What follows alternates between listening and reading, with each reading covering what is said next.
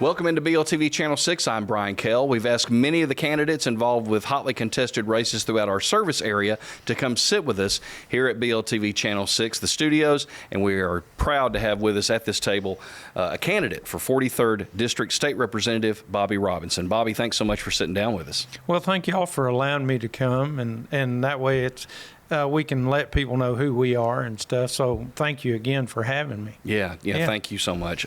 Tell us about you. Well, me and my wife, small business owners in White County, been in business for 34 years. Lord's blessed us. We own a farm there also. We're farmers. Been a scout leader for 20 plus years. We go to Liberty Baptist Church there, local. Shout out to the church crew there. But we're just common people, just common working people. We've been very blessed, and in doing this, I just want to make a difference. I've got a job. I'm not really looking for a job. I want to make a difference in our communities. I want to make it better.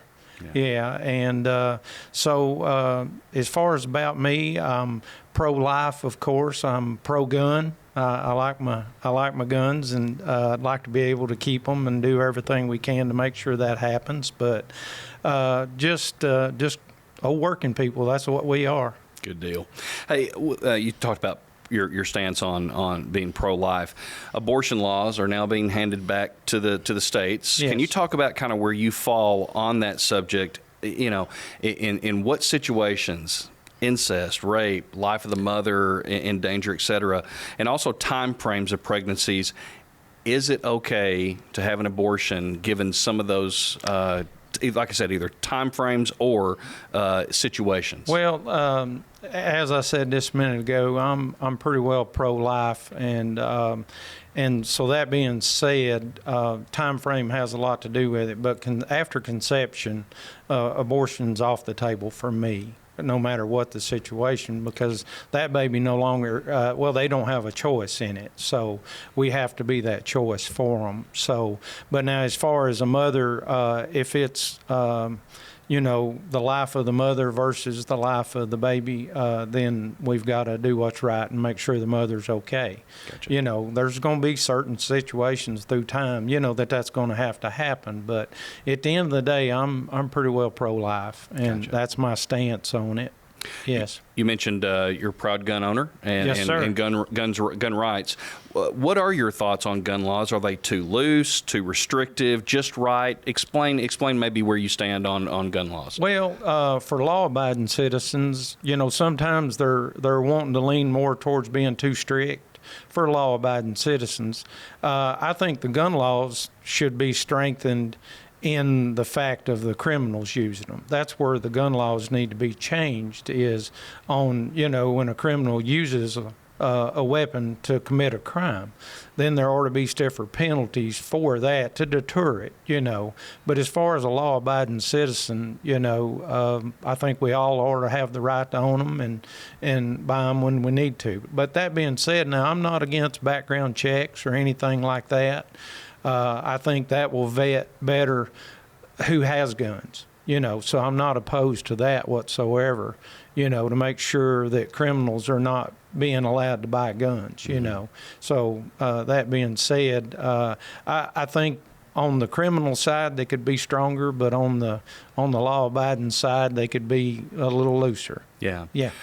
Over the past couple of years, there's been a lot of talk about secure voting. And making sure that the voting system is secure. I guess question for you, do you feel that Tennessee has a secure voting system? And if so, what can you tell people who don't believe that it's secure? Well, I've talked to the commissions in White and Warren County quite a bit about this subject, and they assure me that we have a good, secure system. And here in Tennessee, I think we're blessed where, you have to show a photo ID to vote, so I think they're doing a pretty good job. Of course, there's always room for improvement on anything. But I think we have a pretty safe system in hand here in Tennessee. I think the rest of the country could learn some stuff from Tennessee, to make it a better and more secure voting system. Yeah. We've seen price of gas over the past year go up. We've seen also price of food prices go up, and it's maybe a lot of those things have caused some focus on lower income individuals and households. You know, over this time period that's going on. Is there more, in your opinion, that the state can do to help folks that are in those lower income situations? Yeah, I think there's a lot we could do.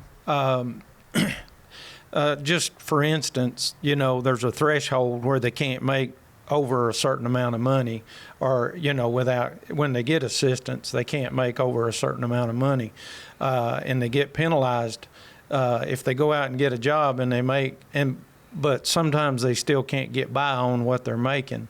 So I think there needs to be more of a bridge there between those incomes to where we can help them on a step down, you know, to where they're you know, they want to go out and get a job because they know, and it's just kind of like you're standing on the dock and the boat's getting farther away. You don't know to jump or not. And these people, when they've been on a low income situation and they're getting government assistance and they go over that threshold, then they lose everything. It's just cut completely off. And I think we could do a little better job on the government level to do a step down to where they're not just completely penalized for trying to do better. You know, because when they go through these systems, some of those jobs they get are not great paying jobs, but they're out trying to make a living and trying to take care of their families. And they still need just a little more government assistance to make that happen. So I think we could do a little better job to bridge that gap between those two. I sure do. Because, you know, we can, I think the state needs to offer a little more vocation to give them trades, you know, or make it more affordable for them to be able to go to school to learn a trade, because when they learn that trade, it's a tool that they can go out and earn a living with. But the way it is right now, it's just like there's a dead end road or a cliff. I'll say a cliff. Once they go over that edge, they're gone. You know, they can't get back on assistance or, you know, and keep their job. So I would like to see the state do something to bridge that gap and do a step down program, because as they do better, they're going to want to do better on their own. So and hard times can fall on any of us. Yeah. You know, it can fall on any of us. So that being said, I think there's always more we can do, you know, on a state and a local level for that matter, to help the lower income people. Governor Lee has come out very much in favor of charter schools. And I guess kind of where do you fall on charter schools? Is it a threat to Warren County school system, White County school system, and the teachers in the counties that you'd look to serve? I think it is a threat. I really do. I'm not a charter school fan or a voucher fan for that matter. I think that, you know, we need to keep the money that we have for our schools in our schools and not be giving them to a private organization. I've talked to hundreds and hundreds well, I don't know how many, a lot. I've asked the question multiple times to teachers, have you took money out of your pocket and put in your classroom? I've never talked to one yet that hasn't done that. And when I talk to 100 or 200 that say, oh, we got plenty of money, you know, we don't need anything, then maybe we can look at doing something different. Till that happens, don't give our tax dollars away to somebody else. Put them in our schools. Put them in the best place we can to help our kids and our schools and our teachers. Yeah.